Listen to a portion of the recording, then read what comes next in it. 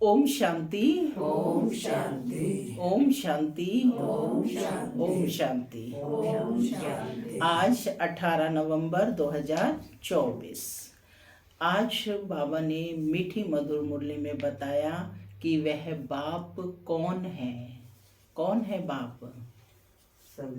सदगति दाता है, सदगति करने वाला। बाप कौन है? सतगुरु है। बाप कौन है? टीचर सुप्रीम टीचर है। बाप कौन है? आप भी अपने मुख रत्न से कुछ बोले। बाप कौन है? विश्व कल्याणकारी। आज बाबा कह रहे हैं बाप ये सब तो है ही, लेकिन बाप है अविनाशी वैद्य। वैद्य क्या करता है? सारी बीमारी को ठीक करता है। तो ठीक करने से पहले बीमारी क्या होती है? उथलती है। तो बाप हमें आकर एक ही महामंत्र देता है। कौन सा महामंत्र है वो? ओम शांति, है ना। मैं आत्मा शांत हूँ, है ना। आत्मा का स्वधर्म शांति है। तो ये मंत्र ही सब दुखों को दूर कर देता है। साथ ही बाबा ने कहा कि जब तुम इस मंत्र को अपना स्वरूप बनाते हो तो इसमें विघ्न कौन डालता है? माया डालती है। और क्योंकि बाबा कहते माया को डर लगता है कि मेरी जो है ग्राहकी खत्म हो जाएगी, तो वो आत्मा को बदलने नहीं देती। जैसे जैसे आप मंत्र याद करेंगे, मंत्र याद करना माने उसको अपना स्वरूप बनाते हैं, तो बीमारी उथलने लगती है।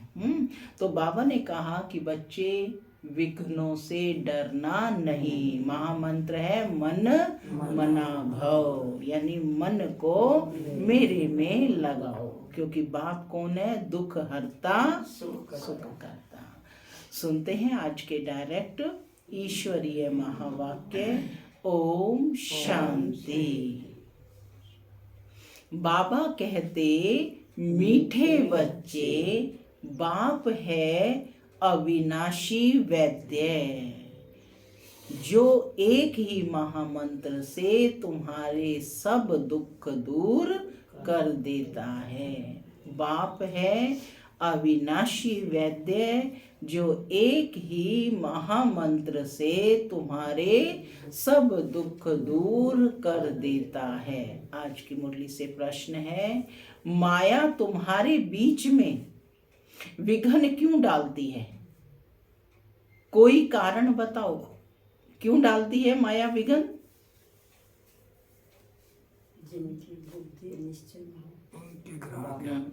हाँ, जिसको निश्चय नहीं होता है तो उनमें विघ्न डालती है। सुनते हैं बाबा का उत्तर। बाबा कहते क्योंकि तुम माया के बड़े ते बड़े ग्राहक हो, उसकी ग्राहकी खत्म होती है, इसलिए विघ्न डालती है।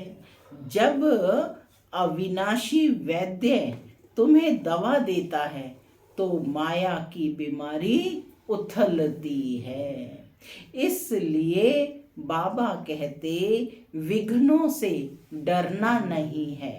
मन मना भव के मंत्र से माया भाग जाएगी। कौन सा महामंत्र है? मन मना भव के मंत्र से माया भाग जाएगी। ओम शांति माना मैं आत्मा शांत स्वरूप हूँ, शांति मेरा स्वधर्म है। बाबा कहते मीठे बच्चे अब घर वापस जाना है। बाप बैठ बच्चों को समझाते हैं, मनुष्य मन की शांति कह हैरान होते हैं। क्या चाहिए हमें? मन की शांति। रोज कहते भी हैं ओम शांति। ओम शांति का क्या अर्थ है? मैं आत्मा शांत हूँ, आई एम पीस, है ना। परंतु इसका अर्थ न समझने के कारण शांति मांगते रहते हैं। कहते भी हैं आई एम आत्मा, अर्थात आई एम साइलेंस। बाबा ने हमें कौन सा रूहानी धर्म सिखाया है? कौन सी? हाँ, साइलेंस, है ना। रूहानी साइलेंस में रहना, यही बाबा सिखा रहे हैं, परंतु इसका अर्थ न समझने के कारण शांति मांगते रहते हैं। हमारा स्वधर्म है साइलेंस। फिर जबकि स्वधर्म शांति है तो बाबा पूछ रहे हैं मांगना क्यों? जब स्वधर्म ही शांति है, जो चीज अपनी है उसको मांगने की आवश्यकता है? पूछ रहे हैं। अर्थ न समझने के कारण फिर भी मांगते रहते हैं। तुम समझते हो कि यह रावण का राज्य है, परंतु यह भी नहीं समझते कि रावण सारी पुरानी दुनिया का आम और भारत का खास दुश्मन है। इसलिए रावण को जलाते रहते हैं। ऐसा कोई भी मनुष्य है, पूछ रहे हैं बाबा, जिसको कोई वर्ष वर्ष जलाते हों? इनको तो जन्म जन्मांतर कल्प कल्पांतर जलाते आए हैं, क्योंकि यह तुम्हारा दुश्मन बहुत बड़ा है। 5 विकारों में सब फंसते हैं। जन्म ही भ्रष्टाचार से होता है तो रावण का राज्य हुआ ना। इस समय अथाह दुख है। इसका निमित्त कौन है? रावण। ये कोई को पता नहीं है कि दुख किस कारण से होता है। यह तो राज्य ही रावण का है। सबसे बड़ा दुश्मन यह है। हर वर्ष उसकी एफिजी बनाकर जलाते रहते हैं। एफिजी माना पुतला, उसका पुतला बनाकर जलाते रहते हैं। दिन प्रतिदिन और ही बड़ा बनाते जाते हैं। दुख भी बढ़ जाता है। इतने बड़े बड़े साधु संत महात्माएं राजाएं आदि हैं, परंतु एक को भी यह पता नहीं है कि रावण हमारा सबसे बड़ा दुश्मन है, जिसको हम वर्ष वर्ष जलाते हैं और फिर खुशी मनाते हैं। माने एक तरफ जलाया, फिर कहते जल गया तो अब खुशी मनाते हैं। समझते हैं रावण मरा और हम लंका के मालिक बने, परंतु मालिक बनते नहीं हैं। कितना पैसा खर्च करते हैं। बाप कहते हैं तुमको इतने अनगिनत पैसे दिए हैं, सब कहाँ गंवाए? पूछ रहे हैं बाबा, यह अनगिनत पैसे सब कहाँ गंवाए? दशहरे पर लाखों रुपए खर्च करते हैं। रावण को मारकर फिर लंका को लूटते हैं। कुछ भी समझते नहीं हैं। रावण को क्यों जलाते हैं? इस समय सब इन विकारों की जेल में पड़े हैं। आधा कल्प रावण को जलाते हैं। बाबा कहते क्योंकि दुखी हैं। समझते भी हैं कि रावण के राज्य में हम बहुत दुखी हैं। यह नहीं समझते कि सतयुग में ये 5 विकार होते नहीं। उन्होंने तो दोनों चीजें दिखा दी ना, सतयुग में सुख भी दुख भी, लेकिन बाबा कहते सतयुग में ये विकार होते नहीं। ये रावण को जलाना आदि होता नहीं। पूछो ये कब से मनाते आए हो? कहेंगे यह तो अनादि चला आता है। रक्षाबंधन कब से शुरू हुआ होगा? तो कहते अनादि परंपरा से चला रहा है। कहेंगे अनादि चला आता है। तो ये सब समझ की बातें हैं ना। कब से चले? सभी पर्व द्वापर से।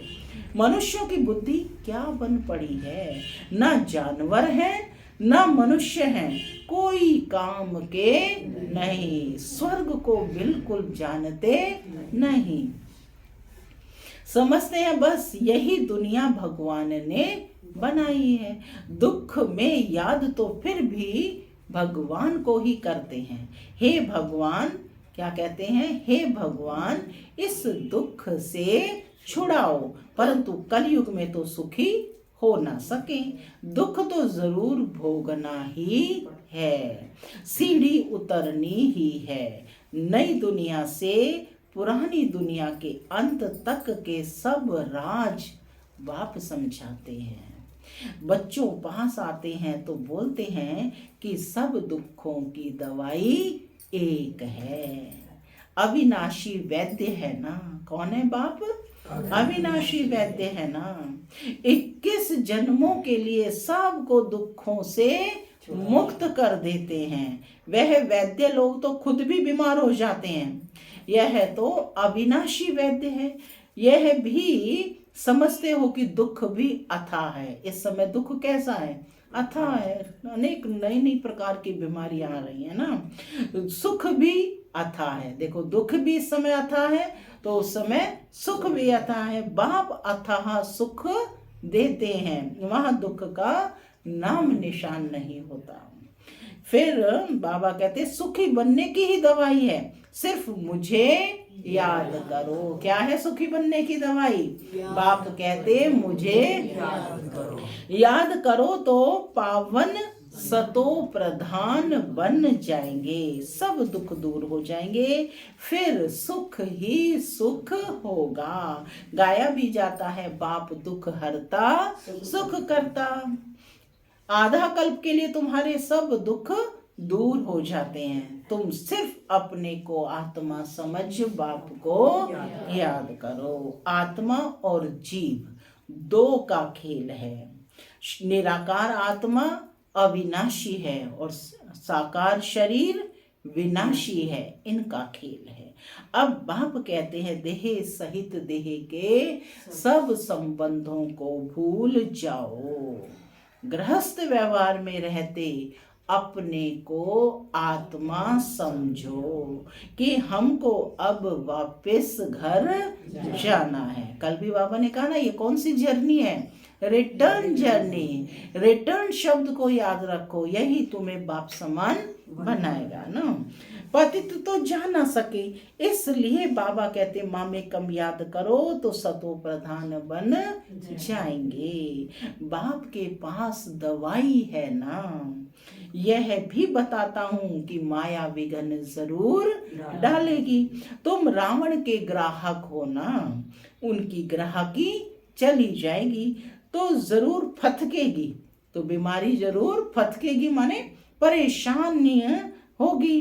तो बाप समझाते हैं यह तो पढ़ाई है, कोई दवाई नहीं है। यहाँ पर क्या दवाई दी जा रही है आपको? पढ़ाई पढ़ाई जाती है, समझ से बीमारी दूर होती जाएगी। तो बाबा कहते यह तो पढ़ाई है, कोई दवाई नहीं है। दवाई यह है याद की यात्रा। जितना बाबा की याद में रहेंगे दुख की अनुभूति आत्मा को नहीं होगी, है ना। एक ही दवाई से तुम्हारे सब दुख दूर हो जाएंगे। अगर, अब कैसे याद करना है बाबा वो बता रहे हैं, अगर मेरे को निरंतर याद करने का पुरुषार्थ करेंगे तो दूर हो जाएगी बीमारी। ये नहीं है 5 मिनट 10 मिनट याद कर लिया तो बीमारी दूर हो गई। क्या कहा है बाबा ने? फिर से स्टेटमेंट को सुनो। एक ही दवाई से तुम्हारे सब दुख दूर हो जाएंगे, अगर मेरे को निरंतर, माने याद में अंतर ना पड़े। निरंतर माना श्वासों श्वास, है ना। निरंतर याद करने का पुरुषार्थ करेंगे तो पति पुत्र बेटा संबंधी सब याद रहते हैं ना, उनको याद करना पड़ता है, निरंतर याद रहते हैं। तो ऐसे ही बाबा कहते मुझे निरंतर याद करोगे तो तुम्हारे सब दुख दूर हो जाएंगे। भक्ति मार्ग में ऐसे बहुत हैं जिनका मुख चलता ही रहता है, माने वो राम राम राम का जाप करते रहते हैं, कोई ना कोई मंत्र राम नाम जपते रहते हैं, उनको गुरु का मंत्र मिला हुआ है। इतना बार तुमको रोज जपना है ऐसा कहते हैं। उनको कहते हैं राम के नाम की माला जपना, इसको ही राम नाम का दान कहते हैं।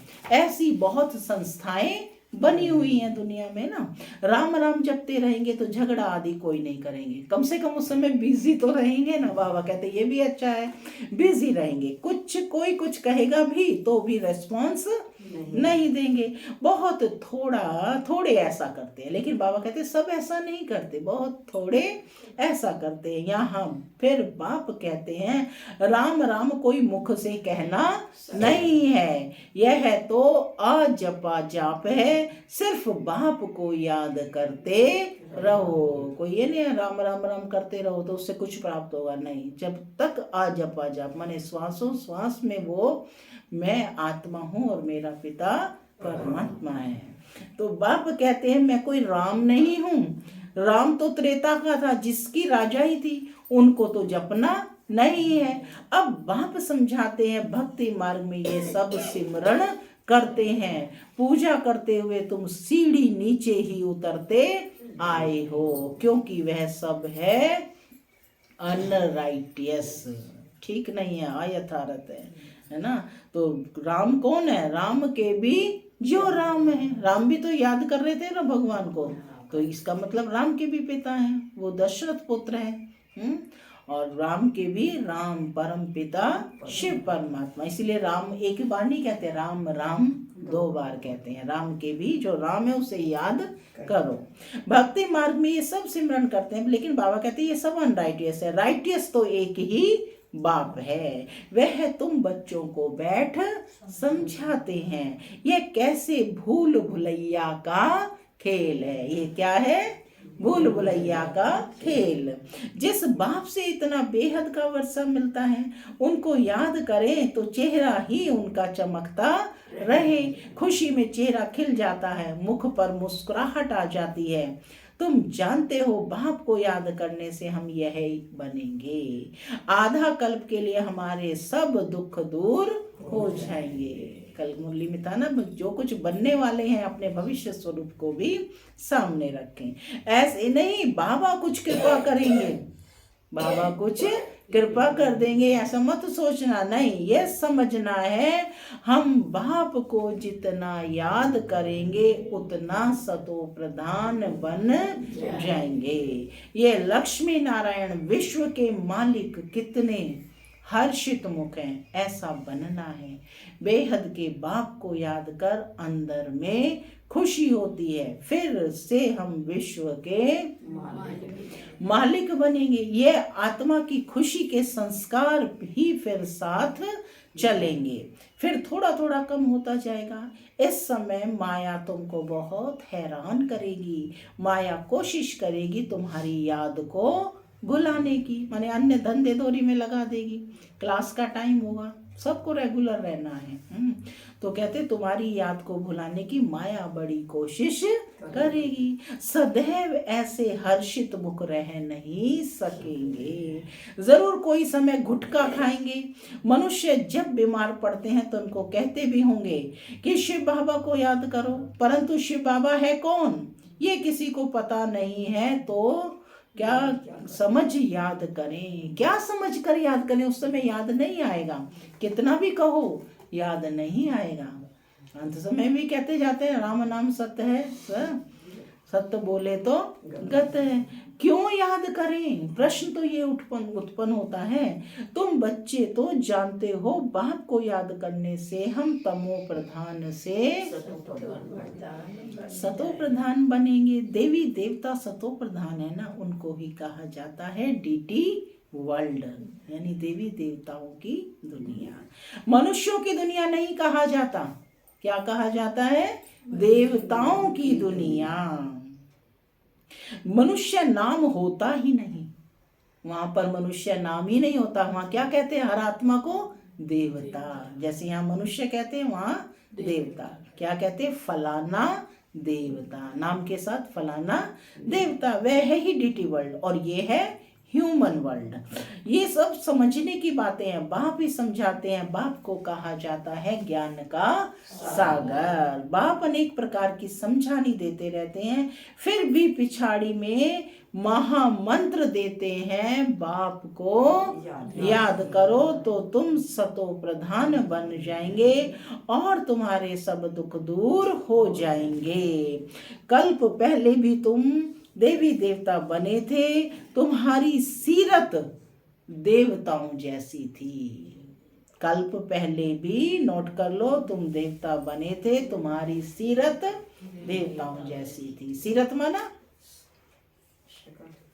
शक्ल कोई है, तुम्हारी सीरत, तुम्हारा जो चरित्र है वो देवताओं जैसा था। सीरत अंदर की बात है, रूहानियत है ना। तो करेक्टर से पता चलता है ना, बाहर से नहीं।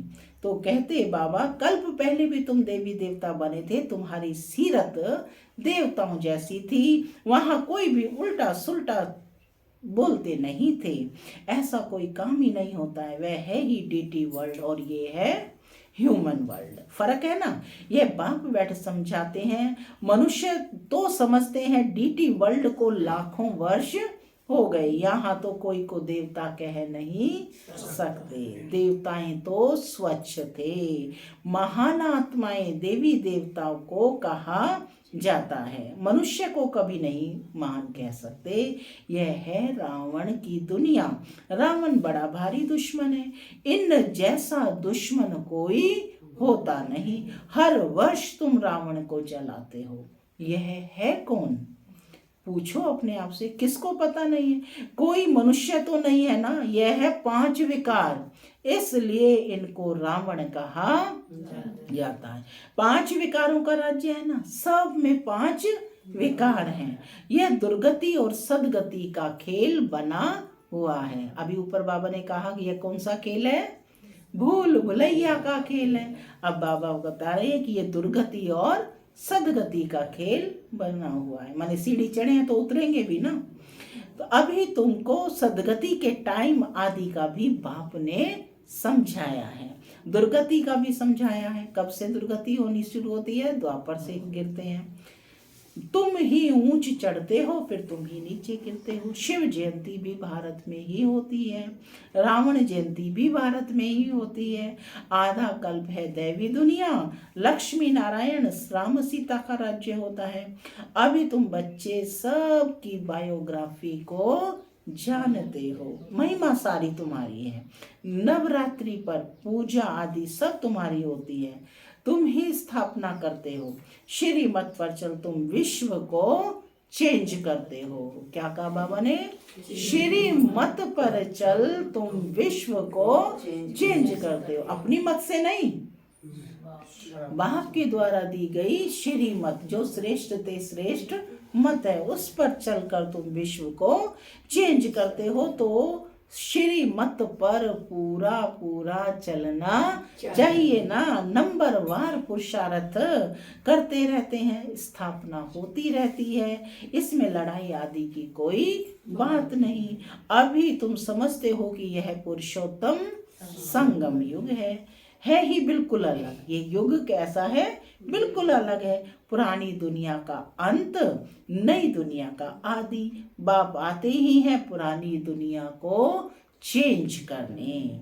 तुमको समझाते तो बहुत हैं, परंतु बहुत हैं जो भूल जाते हैं। भाषण के बाद स्मृति आती है कि ये पॉइंट समझानी थी। बाद में आता है ना कि भाई ये पॉइंट समझानी थी। हूबहू कल्प जैसे स्थापना हुई है वैसे होती रहेगी। जिन्होंने जो पद पाया है वही पद पाएंगे।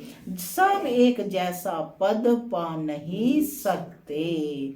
ऊंचे ऊंच पद पाने वाले भी हैं तो कम से कम पद पाने वाले भी हैं। जो अनन्य बच्चे हैं वह आगे चलकर बहुत फील करेंगे कि यह साहूकारों की दासी बनेगी, यह राजाई घराने की दासी बनेगी। लास्ट में साक्षात्कार होंगे ना, जैसे आदि में हुए ऐसे ही यज्ञ के अंत में भी होंगे। ये बड़े बड़े साहूकार बनेंगे जिनको कब कब इनवाइट करते रहेंगे, सबको थोड़े ही इनवाइट करेंगे।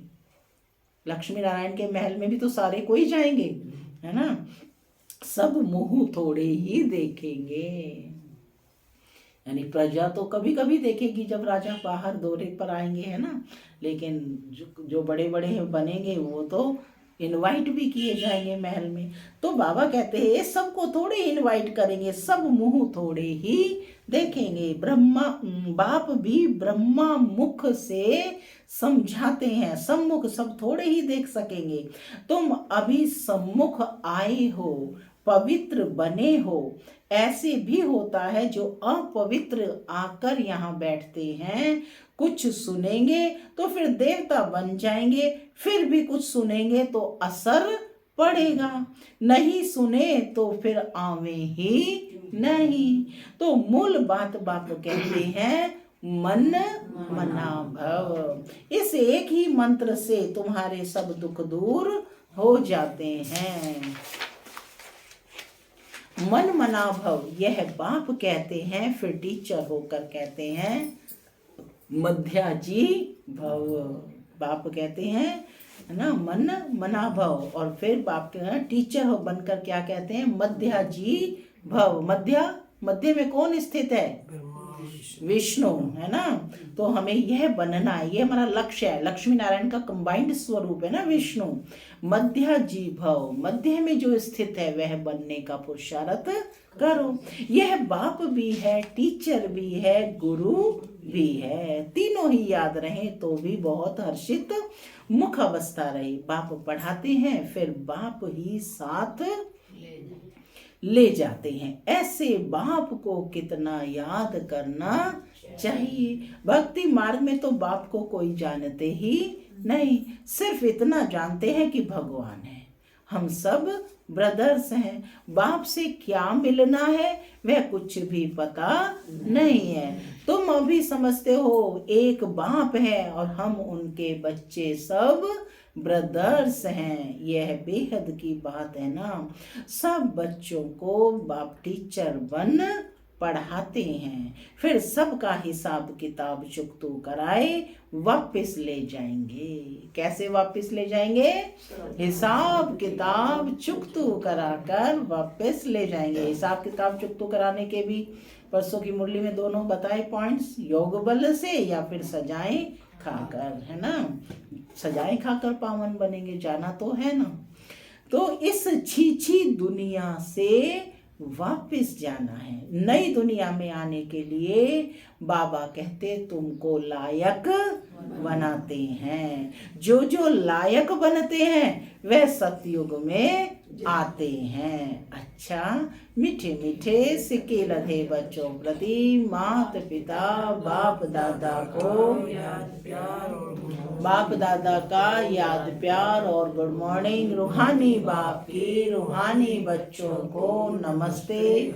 हम रूहानी बच्चों की रूहानी मात पिता बाप दादा को याद प्यार गुड मॉर्निंग और नमस्ते। सदा रहो हंसते बनो फरिश्ते।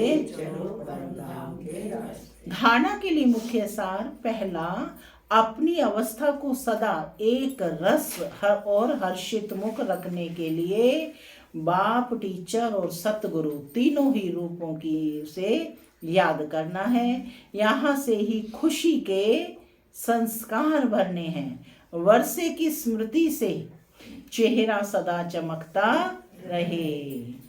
दूसरा, श्रीमत पर चलकर सारे विश्व को चेंज करने की सेवा करनी है। 5 विकारों में जो फंसे हैं उन्हें निकालना है।